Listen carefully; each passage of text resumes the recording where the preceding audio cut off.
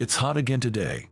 Is it almost 1 p.m. already? My meeting ran long. What should I do for lunch?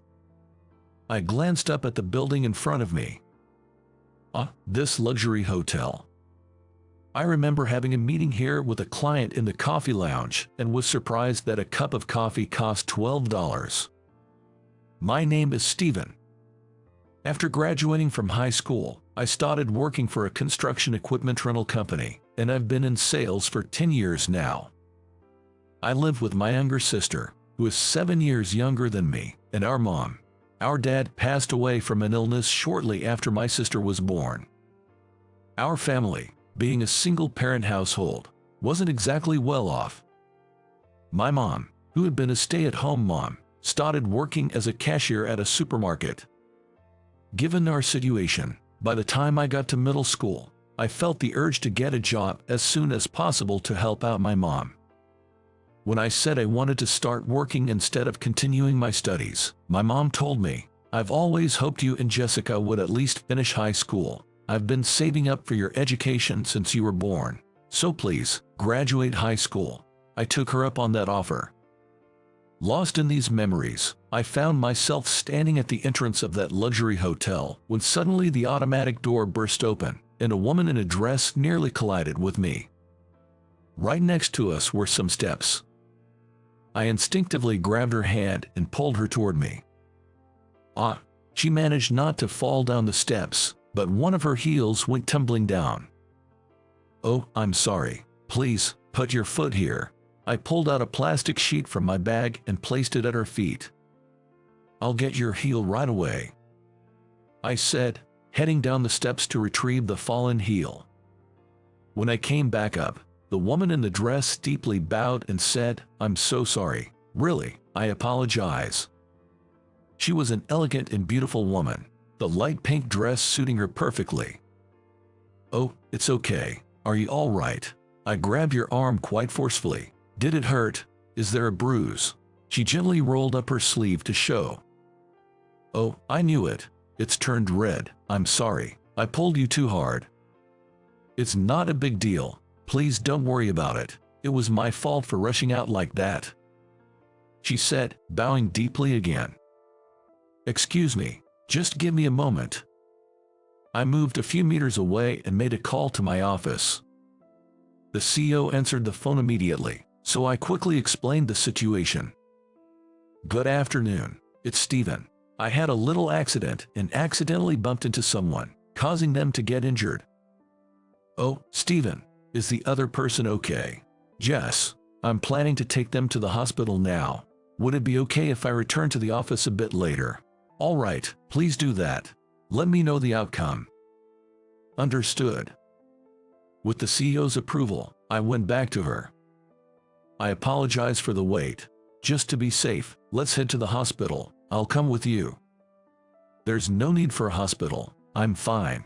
Please don't worry about it. If it swells up, it'll be a problem. Let's go." With that, the woman in the dress seemed quite embarrassed, but we both hopped into a cab and headed to the hospital. After the orthopedic examination, the doctor explained the situation carefully. The diagnosis was that there were no bone issues, just some internal bleeding. Afterwards, while waiting to pay, we sat down and chatted. "You know, I just learned for the first time, warming up a bruise after about the 4th day helps it heal faster." "I just learned that too." Seeing her smile made my heart skip a beat. "Oh, I forgot to introduce myself earlier. My name is Steven." "I am Catherine, right? Earlier, the nurse called you Catherine." Right after that, both of our stomachs growled at the same time. "Oh my, how embarrassing," she said with a flushed face. "It's getting late, isn't it?" We laughed, and when we checked the time, it was past 3 p.m. I told her I'd report to the office and then have lunch before returning. I invited Catherine out for lunch. After reintroducing ourselves, she began to share her story. Catherine is a 21-year-old college student. Turns out, her father is the CEO of the big company, Johnson Enterprises. She was certainly beautiful in her dress, and the term of president's daughter was apt. She was told there was a tea party at that hotel, but when she arrived, there was an unfamiliar man there, apparently set up for a blind date. I was surprised to hear that Catherine, still a student, was tricked by her parents into attending a blind date. Catherine, a blind date while you're still in college. Why would they do that? Well, my dad wanted a son to take over the business, but since I'm a girl, I can't be the next CEO, so he wants me to marry someone suitable to be the next CEO. Wait, marry someone to be the next CEO? When I rolled my eyes at the story, which seemed impossible to the average person like me, she continued her story with a downcast look on her face. Yes, there was talk that the son of one of our clients, a top executive, was looking for a match. It was surprising that, in this day and age, there were parents who would suggest a marriage without their child's consent. So you had an arranged date? Yes. After our parents exchanged pleasantries and brief introductions, they left, and after dinner, he suddenly mentioned he had booked a room upstairs in the hotel. I felt he was trying to take me there. What? That's outrageous. Yes, I was scared and ran away. When I hastily went outside, I bumped into you. I'm really sorry. Well, that's just rude and terrible. You must have had a tough time. Her face turned into a mix of worry and sadness. You know, I have a younger sister, about 7 years younger. If I ever told her to go on an arranged date, she'd probably slap me and tell me to get real. Hearing that, she burst into laughter. What a radiant smile she has. I felt my heart race again. Later, we exchanged contact information and parted ways. When I got home, I told my sister, Jessica, about the day's events. What? Seriously? An arranged date without even asking her? Who does that nowadays? That's unbelievable. Totally unacceptable, she said, clearly upset as if it had happened to her. The next day, I received an email saying she had been severely scolded by her parents upon her return home. After that incident, I heard that Catherine got a pretty serious talking to when she got home. Why? She didn't do anything wrong. It's absurd she got scolded. Maybe we should talk to her parents. That's just wrong. I'd like to chat with her. Maybe, it might be nosy, but perhaps we should give her some advice. Maybe it's fate that we met. While pondering this, I received a message from her, wanting to thank me. The following weekend, when she invited me for a meal and I told her it was Jessica's birthday and we were planning a big get-together at my place, she asked, would it be alright if I stopped by? So, I decided to invite Catherine over to my house. Come the weekend, she arrived at our home with some fancy sushi. Oh, you must be Catherine. I've heard about you from my brother. I'm Jessica, his sister. Oh, I'm sorry. It's so thoughtful of you, especially since we haven't even met before. It's okay. I'm the one imposing on short notice. Perhaps because they were close in age, to my surprise, they hit it off. Before long, they were calling each other Catherine and Jessie. Even though we just met, I was amazed at how quickly girls can bond. Watching the two of them, I smiled thinking they seemed as close as sisters. From then on, she started visiting my house every Sunday. One day, after about 3 months, Jessica suddenly spoke to me with a serious expression. Hey, what do you think about Catherine? What? So suddenly? I can tell. Catherine likes you. Wait a minute. Where's this coming from? Honestly, I was quite taken aback by this. Catherine was younger, and I thought of her as a sweet younger sister. But the affection I felt for her was different from what I felt for Jessica. Catherine is younger, and she's shy. You should confess to her. If her parents try to set her up again, it'll be too late. You'll definitely regret it. Jessica was right. But she's the daughter of a big company CEO. Love doesn't care about status. Encouraged by Jessica, I mustered up the courage and decided to confess on Christmas Eve. On our way back from dinner, I asked, Catherine, would you be my girlfriend?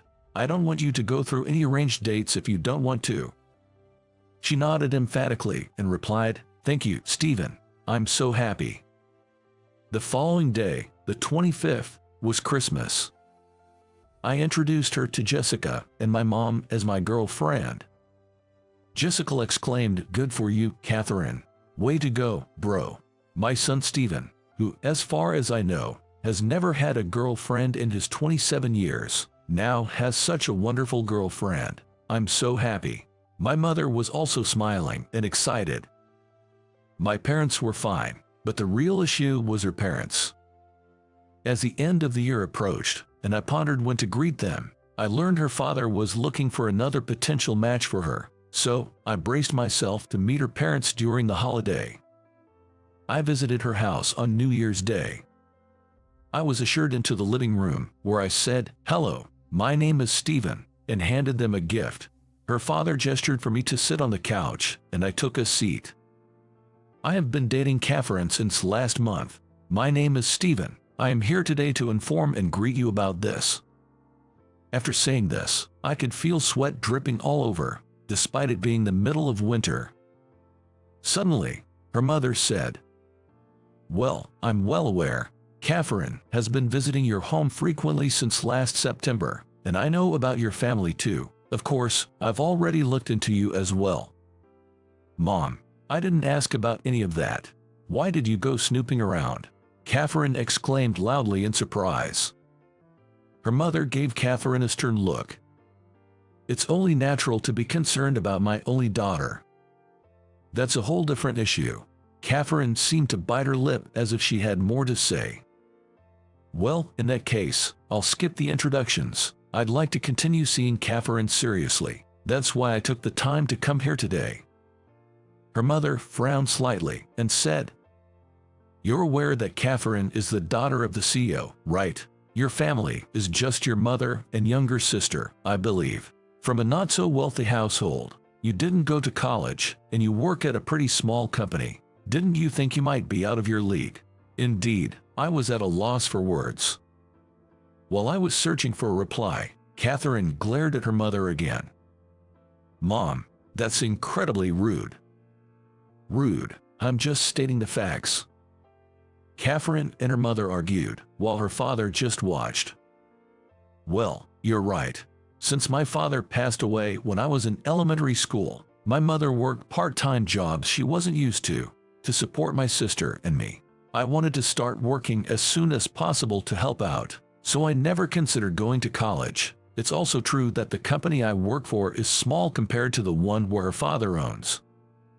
After he said this, her father chimed in. "You seem to be more than what I heard from Mr. Johnson." "Hut, Mr. Johnson? Why is my CEO's name coming out of her father's mouth?" As I wondered, the conversation continued. "I've heard you've been with Johnson Rentals for 10 years and have always been an outstanding salesman. You've studied for and obtained several certifications that would be beneficial for the job even without being told by your boss. Did you also research my wife and my preferences for the gift you brought today? Mr. Johnson has been bragging about you. He said there hasn't been a new employee more dedicated and polite than you in the past decade." Turns out, her father is an old friend of Mr. Johnson, the CEO of the company I work for. After checking into me with a private investigator, he found out I was an employee at his friend and business partner, Mr. Johnson's company, and asked about me. "You're friends with the CEO, huh? But I might be a bit overrated." When I said that, her father stared intently at my face and responded, "With my daughter's temperament, it's just too much for her to take on the role of CEO. She's gentle and doesn't have the nature to lead or be above others. But I don't have much time left. Therefore, I've been thinking of finding a suitable son-in-law to entrust the company to. However, there are just too many unsuitable men out there, and it's been a real challenge." Hearing this wasn't only a shock to me. Catherine was also unaware of her father's illness. "Dad, is it a serious illness?" "It seems to be a brain tumor. It's in a tricky location. They say if it's short, maybe a year. If long, just a few years." "Oh no." As she spoke, tears welled up in her eyes. "So, Steven, if marriage is an option, would you consider working for me? But if you can't see yourself getting married, I'm sorry, but I'd like you to break it off with her." Well, I never imagined the conversation would take this turn. It really caught me off guard. I decided to be honest about how I'm feeling right now. "I'm sorry. I've only known Catherine for just under 6 months. We've only recently started dating. Honestly, I'm a bit taken aback by what you've just said. I think Catherine might feel the same way. Could we perhaps have some time to discuss and decide on the future of our relationship?" When I looked over at Catherine, she was nodding in agreement. "Understood. Take your time and talk it out. Let me know once you've come to a conclusion." The following year, after first visiting her house, we held our wedding ceremony right after she graduated from college. She had expressed her wish to walk down the aisle with her father, while my mother-in-law, who had hoped her daughter would marry a college-educated elite, still occasionally makes snide remarks towards me. I believe I've slowly built a trust with her father. After a while, at the strong request of my father-in-law, I transferred to Mitchell Corporation. His company deals with the production of temporary and construction materials. Having had prior knowledge about the products, I am currently being trained by the CEO's secretary, Karen, to learn the ropes of the secretary job. For Catherine's sake, for my mother-in-law's sake, and for the sake of the company, I truly hope my father-in-law lives a long, healthy life. With that in mind, I've been working hard every day to support and contribute to their lives and the company. Every morning from Monday to Friday, I'm swayed by packed commuter trains. Commuting by train is tough. It would probably be easier if your home was close to a starting station, or if your workplace was in the opposite direction and you could get a seat. But my commute is on one of the most congested sections in the US, comparable to some major cities. When boarding, unless the station staff pushes you in, not everyone in line can get on. Once the train starts moving, it's truly jam-packed. People are squeezed tightly from all sides, to the point where you can fall asleep standing up without falling over. You can't even read a book or look at your cell phone. It's like you're just cargo being transported. Every day, during this torturous time of waiting for the train to get to the transfer station, I felt mentally and physically drained. My name is Jake. I'm 39 years old. I'm just a regular Joe working for a small company. That day, I had once again become cargo swayed by the packed train. But something different happened that day. I noticed a woman standing in front of me, covering her mouth with a pale face. She looked like a businesswoman in her 40s, wearing a suit. I watched her anxiously, wondering if she might throw up, and she was sweating and had her eyes closed, but suddenly she leaned and collapsed onto my shoulder. Surprised, I spoke to her. "Ma'am, are you okay?" She covered her mouth with a handkerchief and said, "I'm sorry, I'm feeling sick." I quickly shouted to those seated nearby, "Excuse me, there's someone feeling unwell here. Can anyone offer their seat?" The crowd made some space, allowing us to get closer to the seats. A young woman stood up and offered her seat, saying, "Here you go." "Thank you." Supporting the unsteady woman, I led her to the seat. I had her sit down and asked, "Do you need an ambulance?"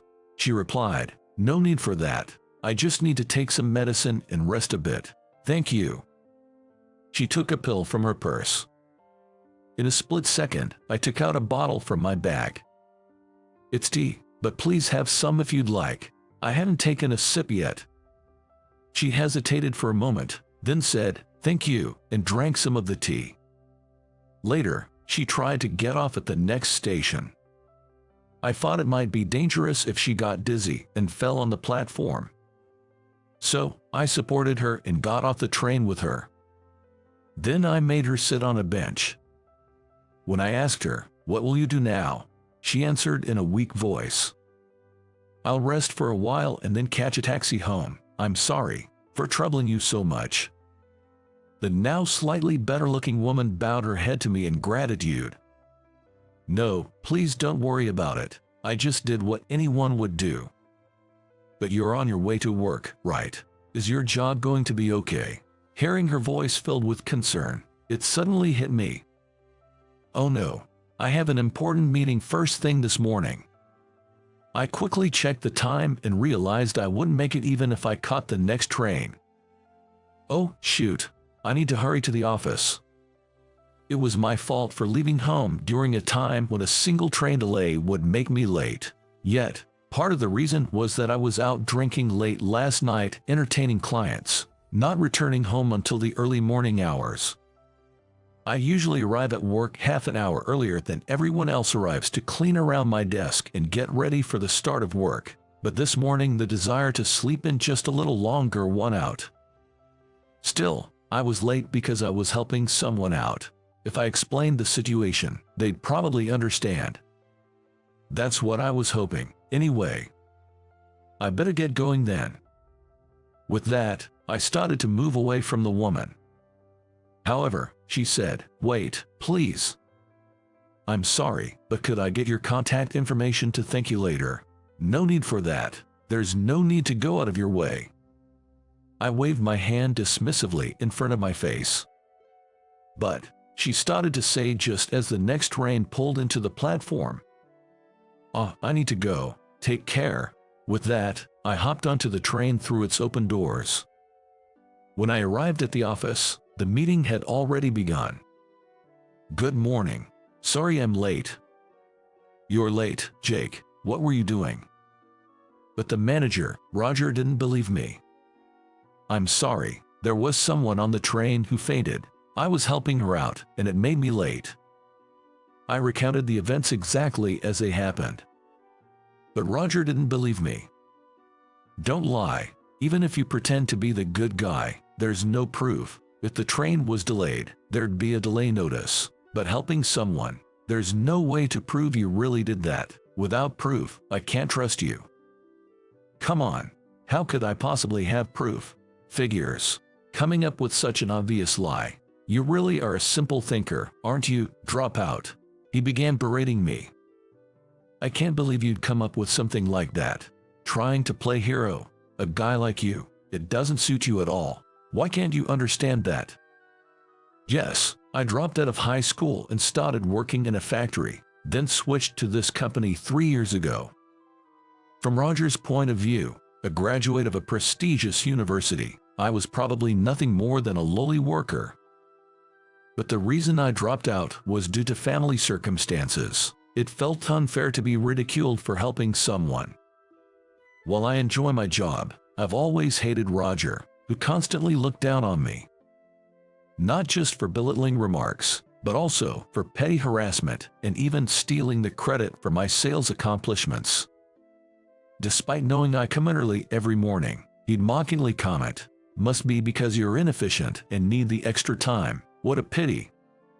It seemed like he genuinely enjoyed belittling others. Even after he said there was an important meeting today and that I shouldn't be late, he paused it just to chew me out. This man was truly something else. The rest of the team just watched in silence. Being ridiculed in front of everyone was embarrassing and it felt terrible. Because of him, it felt like the other employees were also looking down on me. They might even be mocking me behind my back. It's all his fault. If only he wasn't here, work would be so much more enjoyable. That's what I always thought. 10 days later, the company hosted its anniversary party. This party is held every 5 years. Everyone from the CEO down to the employees has to attend. Plus, married attendees are required to bring their partners. Some even bring their fiancés or significant others. I heard through the grapevine that those with small children are allowed to bring them as well. As part of the company's benefits, it's an opportunity for families to enjoy a nice meal together. But I'm single, so I had no choice but to attend alone. Man, this roast beef is delicious. So many types of drinks, hard to choose. The food's great, and drinks are all you can have, so I'm content. The venue is a hotel banquet hall, stocked with fancy champagnes and wines. Wonder what I should eat next. Maybe I'll go for some shrimp. As I was getting food from the serving tray, someone called out from behind. "Aunt Jake, here by herself." I recognized the voice, and turning around, there was that annoying Roger. He was accompanied by his wife and college-going daughter. Both his wife and daughter are quite attractive, always a point of pride for him. "Thank you for always taking care of my husband." His wife bowed slightly in gratitude, and I nodded back. "Oh, the pleasure is mine. Figures you'd be here alone. No woman would want to settle with someone like you, especially not with your dead-end job and your always broke self." "Oh, come on." Hearing Roger's words, instead of reprimanding him, his wife and daughter burst into laughter. Like father, like daughter, I guess. No matter how beautiful, I wouldn't envy a man married to a woman who mocks others like that. Even if such a woman proposed, I'd decline. Just then, a woman's voice came from behind me.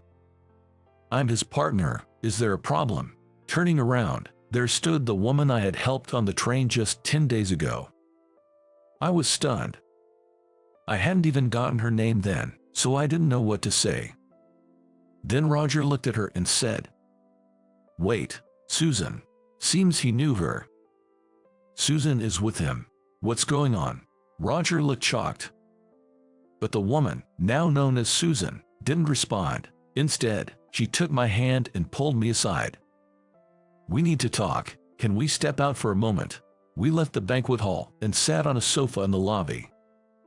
"I'm sorry for butting in like that. It must have been a surprise, but I just couldn't stand hearing what he was saying about you," she said, looking genuinely concerned. "You're Susan, right? What brings you here?" When I asked, she smiled and said, "I used to be married to the CEO of this company. We divorced 3 years ago, but now I work as an accountant here." The CEO's ex-wife. I had no idea. I'd heard rumors that the CEO was divorced and single. "Really?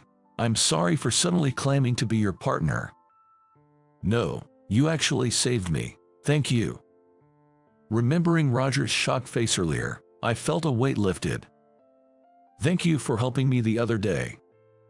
We bowed to each other, expressing our gratitude. "So, would you like to continue as my partner for the rest of the party?" "Really? Are you sure?" "Sure, if you're okay with it. Consider it a thank you for the other day." "Oh, right. I haven't asked for your name yet." "It's Jake. My name is Jake." "Well, Jake, nice to meet you." She stood up and intertwined her arm with mine. We then made our way back to the party. From that point on, we behaved as if we were a couple. I overheard my boss saying loudly, "I can't believe someone like him is dating an elite woman like Susan. Unbelievable." At that moment, a colleague from my department approached. "How did you and Susan meet, Jake?" I was at a loss for words. Susan then quickly spoke up. "When I felt sick on the train, Jake, who happened to be in the same car, helped me out." "Wait, was that the story behind why you were late the other day?" So it was true. The colleague mentioned this while sneaking glances at Roger, who was a little ways off. It seemed Roger had heard and looked quite uncomfortable. Of course, I wouldn't lie about being late. "Jake, you were late because of me. I didn't know, I'm sorry." "No, it's okay. Don't worry about it." After that, Susan and I chatted about various things. We found out that both of us read the financial newspapers and had a lively discussion on the topic. After the party ended, we went to a small get-together, just the two of us. We shared more personal stories there. I grew up in a single-parent household, and my mother fell ill when I was in middle school. I had to drop out and have been struggling financially ever since. When I told her this, Susan was very sympathetic. Though she graduated from a top-tier university, she never looked down on others. She praised me for working hard despite my circumstances. She never boasted about her education or income and treated everyone equally. I genuinely admired that about her. I've been meaning to ask, Susan, do you have any health issues? I had always wondered why she fainted on the train that day. I hope she's okay. No, I just wasn't feeling well that day. I don't have any chronic illnesses. She said this cheerfully. I felt relieved to hear it. She also shared why she divorced her ex-husband, the CEO. He had been unfaithful multiple times. Fed up with the constant affairs, she said that she initiated the breakup. The CEO got custody of their high school-aged son, while Susan got custody of their middle school-aged daughter. The daughter said she was spending the night at a friend's house and didn't come to the party. I can't believe someone would cheat on a wonderful woman like you. I swear I'd never do something like that, I blurted out, perhaps a bit tipsy.